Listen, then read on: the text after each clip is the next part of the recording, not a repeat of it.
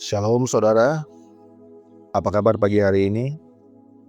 Kembali kita bersua dalam renungan harian firman Tuhan untuk edisi pagi hari ini. Baik, Bapak Ibu, saudara-saudari sekalian, kebenaran firman Tuhan yang akan saya ambil untuk edisi hari ini terdapat di dalam 1 Korintus 11 ayatnya yang ke-24. 1 Korintus 11 ayat 24, demikian firman Tuhan. Dan sesudah itu ia mengucap syukur atasnya. Ia memecah-mecahkannya dan berkata, "Inilah tubuhku yang diserahkan bagi kamu. Perbuatlah ini menjadi peringatan akan aku." Saudara yang dikasihi Tuhan, mari kita jujur sejenak. Kita sering bangga dengan daya ingat kita. Mengingat cicilan misalnya. Mengingat pencapaian kita hari ini. Atau mungkin mengingat tentang kesalahan orang lain. Namun ada satu ironi yang sangat menyedihkan. Apa itu?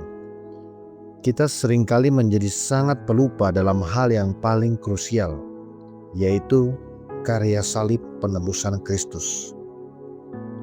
Bagaimana mungkin kita yang telah ditebus dengan darah yang begitu mahal bisa memperlakukan Sang Juru Selamat hanya seperti tamu semalam yang lewat di pikiran kita?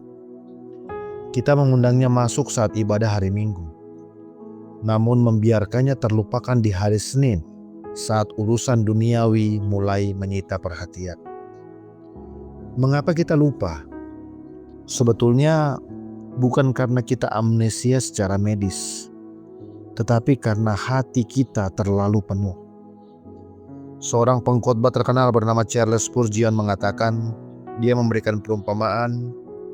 Dia mengatakan seperti ini, jika ingatan terlalu mempertahankan rumput yang beracun, maka mawar dari Sharon pun akan menjadi layu karenanya. Rumput beracun itu adalah kekhawatiran dunia, ketakutan, kecemasan, upaya-upaya mandiri kita untuk merasa layak di hadapan Tuhan, kesibukan yang tidak pernah ada ujungnya. Bapak Ibu, saat kita fokus pada usaha manusia, pada apa yang harus kita lakukan agar bisa dikasihi oleh Tuhan, kita sebenarnya sedang melupakan apa yang telah Dia lakukan. Ketahuilah, saat kita mulai melupakan salib, kita sebenarnya sedang masuk ke dalam jerat legalisme atau keduniawian. Kita mulai merasa bahwa hidup ini bergantung pada kekuatan kita sendiri. Ini sebetulnya tindak kriminal rohani yang sering tidak kita sadari. Mengabaikan Yesus yang justru sedang menopang napas kehidupan kita saat ini. Namun saya punya kabar baik untuk hari ini. Kekristenan bukan tentang seberapa kuat kita mengingat Tuhan, tetapi tentang betapa setianya Tuhan mengingat kita. Ketika Yesus berkata, "Perbuatlah ini menjadi peringatan akan aku," itu sebetulnya bukan sebuah ancaman hukum, melainkan sebuah undangan kasih. Tuhan tahu kelemahan kita. Tuhan tahu kecenderungan hati kita yang mudah menyimpang. Itulah sebabnya Tuhan memberikan sarana kasih seperti perjamuan kudus untuk menarik kita kembali pada realitas anugerah-Nya. Saudara, kita tidak mengingat Kristus supaya Dia tidak marah, tetapi kita mengingat Kristus karena di dalam Dialah, di dalam Yesus Kristuslah sumber hidup kita. Kita mengingat salibnya karena di sanalah dosa kita dihapuskan sekali untuk selama-lamanya. Kita mengingat kasih Kristus karena itu adalah satu-satunya alasan kita bisa berdiri tegak hari ini tanpa rasa takut akan penghukuman. Anugerah Tuhan adalah pengingat bahwa meskipun kita sering lupa, Tuhan tidak pernah lupa. Namamu dan namaku sudah terukir indah di telapak tangannya.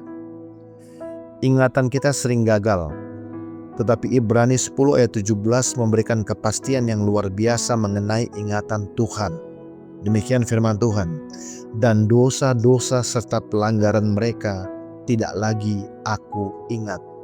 Bayangkan, Tuhan memilih untuk melupakan dosa kita karena darah Kristus, supaya kita bisa bebas untuk mengingat kasih-Nya.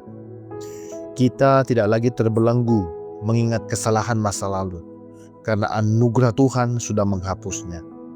Jadi saat kita mengingat Tuhan Yesus disalib, kita sebenarnya sedang merayakan fakta bahwa penghukuman kita sudah selesai.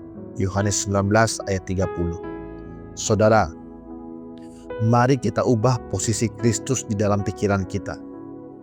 Jangan lagi jadikan Dia sebagai pengelana yang hanya menginap semalam, yang hanya kita sapa saat kita butuh sesuatu. Jadikan Tuhan Yesus penghuni tetap pikiranmu.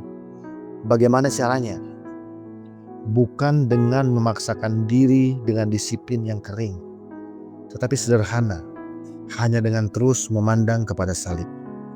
Saat dunia menawarkan rumput beracun berupa kecemasan, ketakutan, kekhawatiran, abaikan itu semua dan terus pandang Sang Mawar Syaron, Tuhan Yesus. Ingatlah bahwa segala sesuatu adalah karena anugerah Tuhan semata. Biarlah setiap pagi kita bangun dengan satu kesadaran. Tuhan yang mencurahkan darah-Nya bagiku tidak akan pernah membiarkanku berjalan sendirian hari ini. Mari kita ikat hati kita pada Kristus, bukan karena kita takut dihukum, tapi karena kita begitu dikasih. Baik Bapak Ibu, mari kita satu dalam doa penutup. Mari kita berdoa. Bapa, terima kasih untuk anugerah-Mu yang luar biasa. Kami sadar kami sering melupakan Engkau karena kesibukan dunia. Namun kami bersyukur karena Engkau tidak pernah sedetik pun melupakan kami. Terima kasih karena disalib, segala dosa kami sudah selesai Engkau tanggung. Roh Kudus, penuhi hati kami dengan syukur, agar setiap langkah kami hari ini menjadi pengingat akan kasih-Mu yang tanpa syarat. Biarlah hidup kami hanya bersandar pada usaha-Mu, bukan usaha kami. Di dalam nama Tuhan Yesus Kristus, kami sudah berdoa dan mengucap syukur. Amin. Baik Bapak Ibu, demikian renungan harian firman Tuhan kita pada hari ini. Sampai jumpa dalam edisi berikutnya. Tuhan Yesus senantiasa memberkati kita semua. Shalom.